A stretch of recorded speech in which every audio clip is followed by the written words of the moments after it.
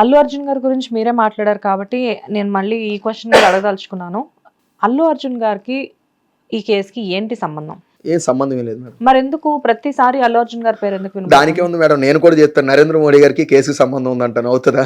అలా కాదు కదా. ఒకరు ప్రూఫ్ చెప్పాలి. అంటే అల్లు అర్జున్ గారికి అంటే ఒక విషయం మేడం, పుష్ప సాంగ్ అమ్మాయి చేసింది, ఒక కొరియోగ్రాఫర్ గా అమ్మాయి సాంగ్ పుష్ప సాంగ్ చేసింది.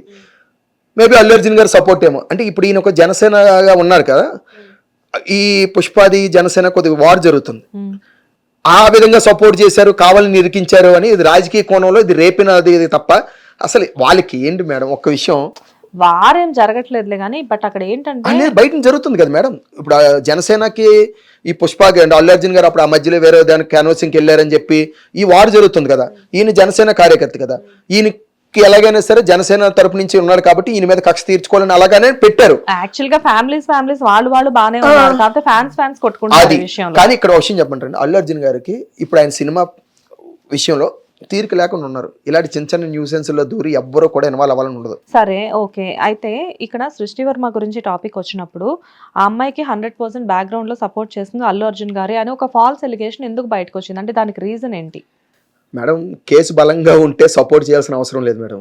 కేసు బలహీనంగా ఉన్నదంటే ఎవరు సపోర్ట్ చేసినా నిలబడదు, అంతే కదా మేడం. ఎగ్జాక్ట్లీ. కానీ పుష్ప సెట్ లో ఏం జరిగింది దాని గురించి చెప్పండి. పుష్ప సెట్ లో అయితే యాక్చువల్లీ ఫ్రాంక్ గా చెప్పేస్తున్నాను, నేనైతే అక్కడ లేను. కానీ జరిగిన సిచ్యువేషన్ ప్రకారంగా అక్కడికి జానీ మాస్టర్ గారు వచ్చారని, ఆ అమ్మాయితో మాట్లాడారని, కొద్దిగా అసభ్యంగా మాట్లాడారని, హేళనగా మాట్లాడారని బయట టాకు. అప్పుడు ఆ పుష్ప సెట్లో జరిగిందనే ఉద్దేశంతో అల్లు అర్జున్ గారు కోప్పడి ఉంటారు. నా సెట్లోకి వచ్చి నా కొరియోగ్రాఫర్ మీరు అనవలసిన పని ఉందని ఆ విధంగా కూడా అయ్యి ఉండొచ్చు. అది అక్కడితో ఇష్యూ క్లోజ్. ఇప్పుడు సుకుమార్ గారు కానీ, బన్నీ గారు కదా, అల్లు అర్జున్ గారు కానీ ఈ కేసుని అమ్మాయిని పట్టుకొని, జానీ మాస్టర్ గారు అల్లు అర్జున్ గారు పోటీయా, ఈక్వల్ టు హీరోవా? మరి ఆయన మీదకి ఈయనకేం కక్ష ఉంటుందండి? ఇప్పుడు జానీ మాస్టర్ గారు అంటే ఏమో ఒక ఆడపిల్లని అవహేళన చేశారు అని మీరే చెప్తున్నారు కదా. అవహేళన చేస్తే ఇప్పుడు ఎగ్జాంపుల్ నేను ఇప్పుడు సీఎం రేవంత్ రెడ్డి గారిని కలుస్తాను, సార్ నాకు న్యాయం చేయండి సార్ అంటే, ఇట్రమ్మా కొంచెం న్యాయం చేయండి అని చెప్పి అవసరంలో అబ్జెప్పి నాకు న్యాయం జరగాల్సింది ఎక్కడ ఉందో అలా అబ్జెప్సి వెళ్ళిపోతారు. తర్వాత ఫోన్ చేసి న్యాయం జరిగిందా లేదా, నగేష్ ఏం చేస్తున్నాడు, నేను సపోర్ట్ ఉన్నాను చెప్పి. ఎందుకంటే ఈ ఇష్యూ తర్వాత కూడా అల్లు అర్జున్ సార్ ఒకసారి ట్వీట్ చేశారు, అంటే ఆ అమ్మాయికి మేము ఆఫర్ ఇస్తాము అని చెప్పేసి. కామనే కదా మేడం. ఇప్పుడు రీసెంట్గా ఒక అమ్మాయి యాసిడ్ బాధితురాలు, ఒక అమ్మాయి పాపం యాసిడ్ పోసారు ఒకళ్ళు, ఆ తర్వాత వాడిని అరెస్ట్ చేశారు, ఏదో చేశారు. చాలామంది ఏం కామెంట్స్ పెట్టారు, నీకెందుకమ్మా అన్నలా నేనున్నాను, నీకు జాబ్ కావాలి నేను ఇస్తాను, నీకు వెనకాల ఫైనాన్షియల్ సపోర్ట్ నేను ఉంటాను, నువ్వు హ్యాపీగా ఉండు, మేము అందరం ఉన్నాం. అంటే ఒక అమ్మాయిని ఇలా జరిగినప్పుడు వెనకాల బ్యాక్గ్రౌండ్ నేను ఇస్తాను సపోర్ట్, నువ్వు హ్యాపీగా పోరాడు న్యాయం కోసం, తప్పు లేనప్పుడు నువ్వు ధైర్యంగా ఉండి నేను సపోర్ట్ ఇస్తాను, తప్పే ఉంది. ఎగ్జాక్ట్లీ, ఇదే చాలా మందికి తెలుసు. ఎవరికైనా ఏదైనా అన్యాయం జరిగింది అంటే డెఫినెట్గా చాలా మంది పెద్దవాళ్ళు స్పందిస్తూ ఉంటారు. ఇండస్ట్రీలో దానికి చాలా మంది మంచి అంటే ఇలాంటి సపోర్ట్ చేసేవాళ్ళు లైక్ మన మంచు మనోజ్ గారు కానివ్వండి, ఇలాంటి వాళ్ళు ఎంతోమంది ఉంటూ ఉంటారు. అంటే ఆల్ టైమ్ రెస్పాన్స్ అనమాట వాళ్ళు. యాక్చువల్లీ మేడం మీకు అందరికీ ఫ్రాంక్గా ఒక విషయం చెప్తున్నాను, చాలామంది ఆడియన్స్కి కూడా తెలియాలి. ప్రతి దాంట్లో కూడా ఫ్రాడ్ ఉంటుంది, ఈ ఎలిగేషన్స్ ఉంటాయి, చాలా నీచంగా బిహేవింగ్ ఉంటాయి, అన్నీ ఉంటాయి. కానీ సినిమా ఇండస్ట్రీకి వచ్చినప్పుడు ప్రతి ఒక్కరిని అలాగే చూస్తారు మేడం. నిజంగా చెప్తున్నాను మేడం, సినిమా ఇండస్ట్రీ అనేదే లేకపోతే సగం హెల్పింగ్ పనులు అయిపోతాయి. ఎంతమంది హీరోలు ఎన్ని హెల్ప్ చేస్తున్నారండి. ఒక్క మీడియా అయినా ఇప్పుడు మహేష్ బాబు గారు చేస్తున్నది కానీ, బాలకృష్ణ గారు చేస్తుంది కానీ, మన మెగాస్టార్ చిరంజీవి గారు చేస్తుంది కానీ, మన రామ్ చరణ్ గారు చేస్తున్న వారిని ఏమైనా బయటకు చూపిస్తున్నావా? అయ్యో ఎందుకు చూపించట్లేదు? మహేష్ బాబు గారు గుండా ప్రశ్నలు చేపిస్తున్నారు, వాటిని మేము ఫోకస్ చేస్తున్నారు. మరి ఎంతమందికి అయిందో వాళ్ళ ఇంటర్వ్యూ ఒకటైనా చూపించండి నాకు. అంటే ఇప్పుడు ఎగ్జాంపుల్ అండి, 10 లక్షలు సహాయం చేసి 100 షోల్లో ఇంటర్వ్యూ ఇచ్చేస్తారు ఒక్కొక్కరు. మరి ఒక్కొక్కరికి హార్ట్ ఆపరేషన్ చేస్తున్నప్పుడు వాళ్ళ ఇంటికి వెళ్ళి, అమ్మ నీకు మహేష్ బాబు గారు చేశారు, ఎవరు చేశారు, అవునా నువ్వు ఎలాగొన్నావు, హ్యాపీగా ఉన్నా. ఒక 5 years తర్వాత అమ్మాయి స్కూల్కి వెళ్తున్నప్పుడు మహేష్ బాబు గారు గుండె ఆపరేషన్ చేసిన అమ్మాయికి ర్యాంక్ వచ్చింది చూసారా, బతికించబట్టి అమ్మాయి బాగా చదువుకుంది, అలాగే ఎందుకు చూపించారు అంటే దీనికి వ్యూవర్షిప్ ఉండదు. మనకు కావాల్సింది ఏంటో తెలుసా, 2 గోడల మధ్యలో అంటే ఒక బెడ్రూమ్లో ఏం జరుగుతుందో కెమెరా పెట్టి చూపించి వాళ్ళిద్దరు కొట్టుకుంటుంటే మనం చూపిస్తే వ్యూషిప్ వస్తుంది. ఇప్పుడు ఆడియన్స్ అలాగే ఉన్నారు. ఇప్పుడు రామ్ చరణ్ గారు మొన్న రీసెంట్గా వాయినాడ్ కానీ లేకపోతే మన వైజాగ్ కానీ ఇక్కడ తెలంగాణ మన రీసెంట్ విజయవాడ ములిపోతే ఎంతమంది సినిమా వాళ్ళు 2 లక్షలు హెల్ప్ చేశారండి. ఒక్కరైనా ఎంత హెల్ప్ చేశారని మాట్లాడారు. తీసుకుంటున్నారు లక్షల కోట్లు. ఏంటి మేడం, ఎంత చెట్టుకి అంతే గాలి పిండి కొలిదే రొట్టె అన్నట్టు కోట్లు తీసుకున్నోడికి లక్షలు మంత్లీ అవుతాయి. ఒక ₹1 కోటి రెమ్యునేషన్ తీసుకున్నోడికి డెఫినెట్ గా అవుతుంది. వాళ్ళు ఒక్కసారి కానీ ఒక్క 2 years సినిమా లేకపోతే వాళ్ళు మళ్ళీ అదే 2-3 కోట్లు అప్పు అయిపోతారు. మిడిల్ క్లాస్ మేమే ఉంది మేడం, నచ్చితే సినిమాకి వెళ్తాం, లేకపోతే లేదు, మళ్ళీ 100 వస్తే తింటాం, లేదా పడుకుంటాం. కానీ అలా కాదు, వాళ్ళు డైరెక్ట్గా అయితే పైకి వెళ్తారు, లేదు డౌన్ అయిపోతారు. వాళ్ళ పరిస్థితి మనకు తెలియదు, కానీ నోరు జారేస్తాం. సినిమా ఇండస్ట్రీని అందరినీ తిడుతున్నాం. సినిమా ఇండస్ట్రీలో సేఫ్టీ విషయంలో నేను 100% బాండ్ పేపర్ మీరు రాసిస్తాను మేడం.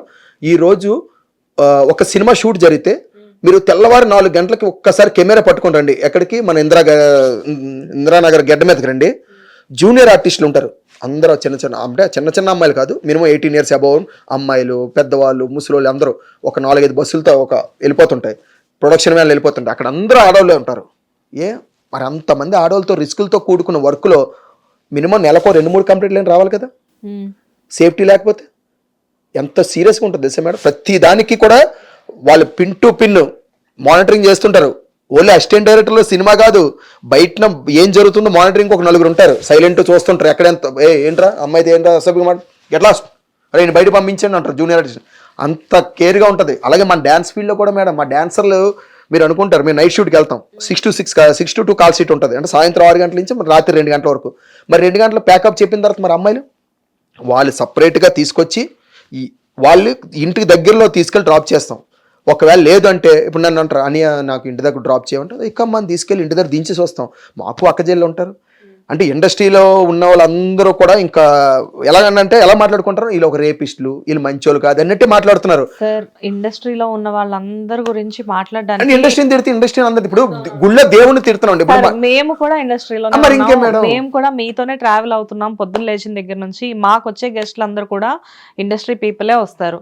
సో ఎవరు ఏంటి అనేది తెలుసు సార్. ఇండస్ట్రీ అనే పేరు అది తీసుకురావడం మంచిది, అది కళామ తల్లి, ఎవరికైనా అమ్మ కదా కదా. నేను అది చెప్పాను, అమ్మని పక్కన పెట్టుకొని ఎవరు కూడా సంసారం చేయరు కదా మేడం. తల్లిని తల్లిలో చూస్తాం. మేము తెల్లవారి 4 గంటలకు లేచి చల్లనీళ్ళతో స్నానం చేసి, నా తల్లి మాకు అన్నం పెట్టే తల్లి అని గబగబా వెళ్ళి స్నానం చేయకుండా, ఏ ఒక్క డాన్సర్ కూడా స్నానం చేయకుండా రాడు. చాలా మంది డ్రింకింగ్ అలవాటు ఉంటుంది, డ్రింక్ చేయకుండా వస్తారు, స్మోక్ కూడా చేయరు కొందరు సెట్స్ లో. సార్ ఇదంతా కాదు సార్, ఇప్పుడు డ్రింక్ స్మోక్ ఇది కాదు. ఇప్పుడు మీరే చెప్పారు ఆడవాళ్ళకి సేఫ్టీ అనేది డెఫినెట్ గా ఉంటుంది, పిన్ టు పిన్ మానిటర్ చేస్తారు అని చెప్పేసి.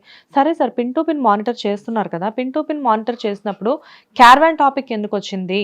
సరే క్యారవాన్ టాపిక్ వచ్చింది, పక్కన పెడదాం. క్యారవాన్ టాపిక్ తో పాటు రీసెంట్ గా పుష్ప సెట్ లోకి వెళ్ళి ఆయన కొట్టారు అని చెప్పేసి ఎలిగేషన్ ఎందుకు వచ్చింది? ఇవన్నీ కాకుండా బయట పిన్ టు పిన్ మానిటర్ జరుగుతున్నప్పుడు మమ్మల్ని యూజ్ చేసుకున్నారు అన్న మాటలు ఎందుకు వస్తుంది? ఇప్పుడు మీరే అన్నారు కదా ఎలిగేషన్ అని, క్యారీవాన్ అన్ని ఎలిగేషన్స్ అలా కదా, క్యారీవాన్ లోకి ఏదో అన్నారు మీరు. క్యారవాన్ టాపిక్ అసలు ఎందుకు వచ్చింది అది నేను అడుగుతున్నాను. అది చెప్పింది ఎవరు? ఎవరు చెప్పారు? ఆ అమ్మాయి చెప్పింది కదా. అమ్మాయి అసలు ఇంటర్వ్యూ ఇవ్వలేదు కదా ఇప్పుడు వచ్చి. ఆ అమ్మాయి ఇంటర్వ్యూ ఇవ్వలేదు, బట్ ఆ అమ్మాయి ఏదైతే కేసు ఫైల్ చేసిందో ఆ చార్జ్ షీట్ లో అవన్నీ మెన్షన్ చేసింది కదా. కదా, చార్జ్ షీట్ లో మెన్షన్ చేశారు ఏమని, క్యారీవాన్ లో నన్ను ఇలా అన్నారు, ఇలా చేశారని. ఆ అమ్మాయి వచ్చి నోరు విప్పినంత వరకు దాని గురించి మీకు కానీ నాకు కానీ కనీసం అది అనుభవించిన జానీ మాస్టర్ గారు చెప్పిన దాకా కూడా ఎవరికి తెలియదు. ఎందుకంటే మనం ఊహించుకొని మాట్లాడటమే. ఒకడొచ్చి అంటాడు నేను చూశాను అంటాడు, ఒకడొచ్చి అది జరిగింది అంటాడు. ఇది క్యారీవాన్ విషయంలో, క్యారీవాన్ లోని ఎంట్రన్స్ లో ఒక సీసీ కెమెరా ఉంటుంది, మీకు తెలుసు కాబట్టి ఆ సీసీ కెమెరా ఫుటేజ్ వాళ్ళ దగ్గర ఉంటుంది నిజంగా జరిగి ఉంటే. ప్లస్ ఇంకొక విషయం, పుష్ప సెట్ లో కొట్టారు, బయట ఉంటుంది, లోపల లేదు స్టెప్స్ దగ్గర ఉంటుంది మేడం. స్టెప్స్ దగ్గర ఉంటుంది కానీ బట్ లోపల ఏం జరుగుతుంది అలా కాదు. లోన్ జరిగినప్పుడు ఒక విషయం అండి, ఇప్పుడు ఇక్కడ కొట్టినట్టునే ఆ డోర్ తీసుకొని నవ్వుకుంటూ వెళ్ళాం కదా, చిన్నది ఇలా మైండ్ బురదించుకొని వెళ్ళడం, లేకపోతే ఇలా పట్టుకోవడం, లేకపోతే ఏదో జరగలా కొట్టడం వల్ల ఏదో జరిగిన ఆ ఫీలింగ్స్ వేరే ఉంటాయి. వెళ్ళేటప్పుడు బయటికి వెళ్ళేటప్పుడు ఈజీగా మనకి రికార్డ్ అవుతుంది. ప్రతి ఒక్కరు కూడా దాన్ని ఉంచుకుంటారు, వదలరు. కానీ అలాంటి చిత్రంగా సెట్స్లో అలాంటివి జరగవు మేడం. ఒకవేళ అది జరిగింది అని అంటే విత్ ప్రూఫ్స్తో చూపించండి, దానికి నేను జరిగినందుకు నేనే మీకు క్షమాపణ చెప్తాను మా ఇండస్ట్రీ తరపు నుంచి. ఎందుకంటే ఆన్ సెట్స్లో ఏమీ జరగదు. ఓకే పుష్ప సెట్లో కొట్టారు అని అన్నారు కదా, మేబీ అది జరిగే ఉండొచ్చు, కొట్టే ఉండొచ్చు, కొట్టకపోయి ఉండొచ్చు, అది పర్ఫెక్ట్గా మనం చెప్పలేం. కానీ కొట్టి ఉండుంటే మాత్రం తప్పే.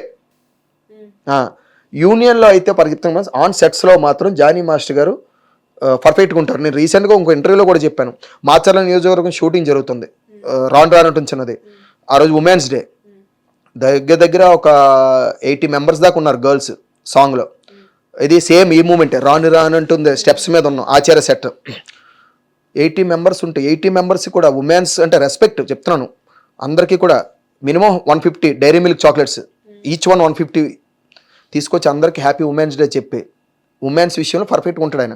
ఇది ఎందుకు జరిగిందో, ఏం జరిగిందో, ఎలా జరిగిందో అనేది ఆ దేవుడికి తెలియాలి, వాళ్ళిద్దరికే తెలియాలి. ఇది కోర్టు పరిధిలో ఉన్న కేసు కాబట్టి దాని గురించి ఎక్కువ మీరు మాట్లాడకూడదని నా ఉద్దేశం.